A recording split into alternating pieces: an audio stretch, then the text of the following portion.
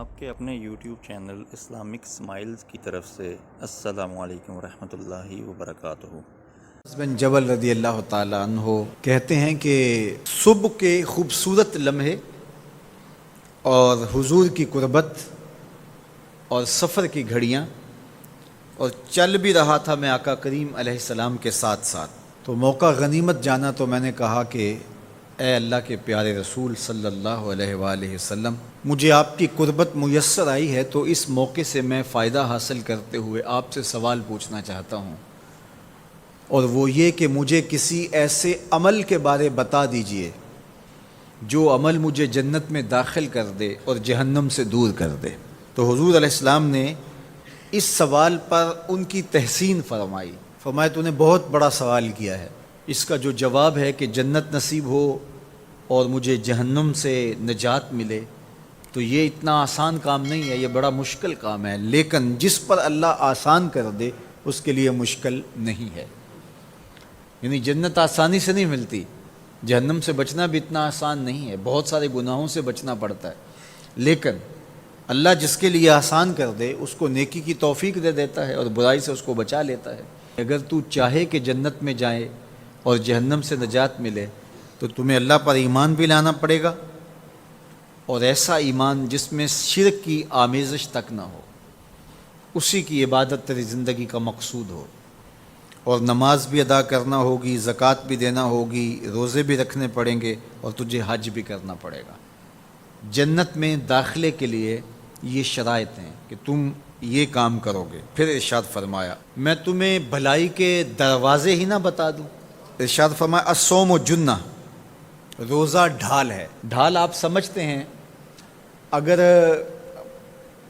آپ لوگوں نے ڈھال نہیں دیکھی ہوئی تو آج کے زمانے کے اندر تو سب لوگوں نے جو ہے وہ ڈھال دیکھ لی ہے، چونکہ اس وقت ترکی نے اس طرح سے اپنے کلچر کو اور اپنی تہذیب کو جدید ذرائع ابلاغ کے ذریعے لوگوں تک پہنچایا ہے کہ اب 800-700 سالہ پرانی چیزیں بھی ہمارے سامنے آ گئی ہیں، ورنہ ہم یہ باتیں کیا کرتے تھے تو لوگ ان باتوں کو سمجھا نہیں کرتے تھے، چونکہ اس کا کوئی نمونہ اور شکل موجود نہیں تھی۔ جب دشمن تیر پھینکے تو تیر سے بچنے کے لیے وہ لوہے کا پتلا جو آگے کر دیا جاتا ہے، جو تیر کو اپنے اوپر روک لیتا ہے، اس کو عربی میں جنہ اور اردو میں ڈھال کہا جاتا ہے۔ تو آقا کریم نے فرمایا روزہ ڈھال ہے، تو گویا جہنم کی آگ سے بچانے کے لیے جو ہے وہ روزہ کام دے گا۔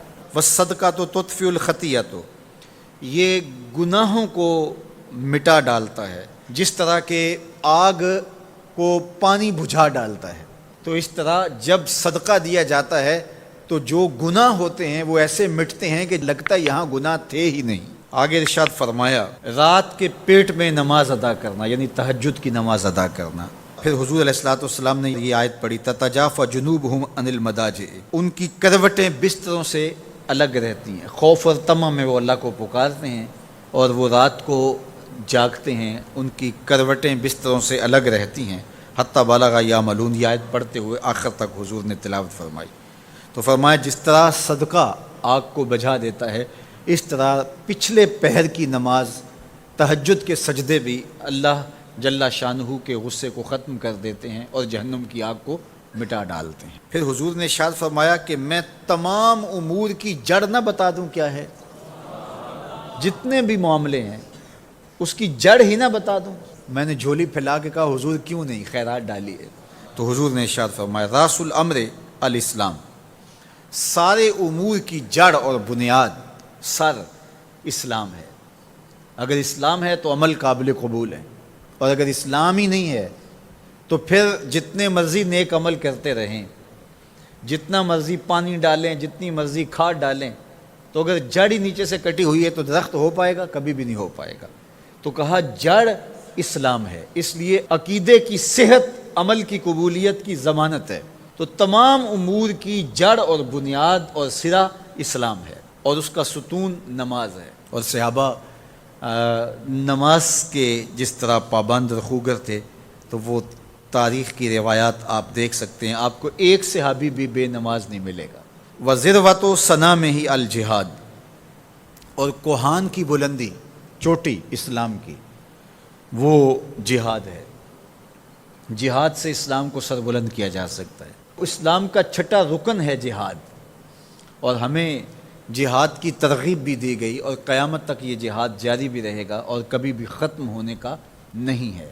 ہاں، اس کے اصول و ضوابط ہمیں دیے گئے، جہاد کے نام سے فساد فی الارض نہ کیا جائے، لیکن جہاد کا انکار اسلام کا انکار ہے۔ یہ اسلام کی چوٹی ہے، ذروۃ و سنام کہا گیا، یہ کوہان کی بلندی ہے۔ تو حضور علیہ السلام نے آخر میں فرمایا کہ میں تمہیں سارے معاملات کی جڑ ہی نہ بتا دوں، خلاصہ ہی نہ بیان کر دوں؟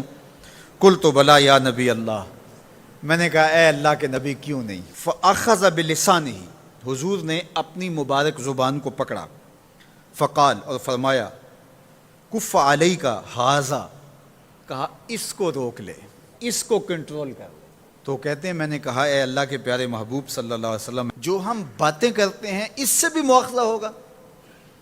یعنی عمل پر تو پکڑ ہوگی، لیکن جو ہم زبان سے بات نکال دیتے ہیں تو کیا اس بات پر بھی مواخذہ ہوگا؟ تو حضور علیہ السلام نے ارشاد فرمایا کہ لوگ منہوں کے بل یا ٹھوڑیوں کے بل جہنم میں ڈالے جائیں گے، یہ ان کے بولے ہوئے بولوں کی وجہ سے ہوگا، ان کی زبان کی کمائی کی وجہ سے ہوگا۔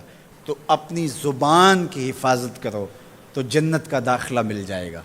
تو گویا زبان کی حفاظت سے لے کر کے اللہ کے حضور سجدے تک اور اللہ کی عبادت تک، یہ ہے وہ نصاب جو جنت میں جانے کا ہے۔